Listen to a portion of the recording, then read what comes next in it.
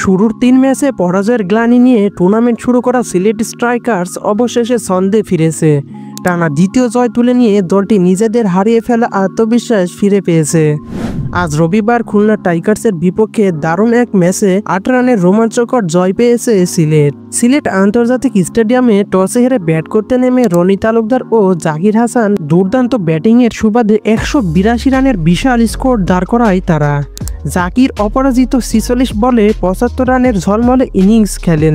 রনিও কম যাননি, 44 বলে 56 রান করেন।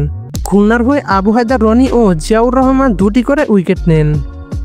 183 রানের লক্ষ্যে ব্যাট করতে নেমে খুলনার শুরুটা ধীরস্থির হলেও সিলেটের বোলারদের নিয়ন্ত্রিত বোলিংয়ে তারা ছন্দ হারায়।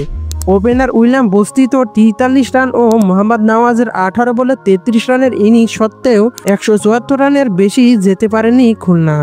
শেষ দিকে মাহিদুল ইসলাম অঙ্কনের লড়াই সত্ত্বেও সিলেটের বোলার তানজিম সাকিব, রিস ট্রফি ও রুয়েল মিয়ার নিয়ন্ত্রিত বোলিং দলকে জয় এনে দেয়। এদিন তারা প্রত্যেকেই নেন 2টি করে উইকেট। টানা 2 জয়ে সিলেট স্ট্রাইকার্স এখন পয়েন্ট টেবিলে নিজেদের অবস্থান শক্তিশালী করার ইঙ্গিত দিচ্ছে। দুর্দান্ত ব্যাটিং আর নিয়ন্ত্রিত বোলিংয়ের সমন্বয়ে তাদের এই ঘুরে দাঁড়ানোর গল্প নিঃসন্দেহে ক্রিকেট প্রেমীদের মনে দাগ কেটেছে। এই ছিল আজকের ভিডিও। চলমান বিপিএল এর সকল খবর সবার আগে পেতে আমাদের সাথে যুক্ত থাকুন। ধন্যবাদ।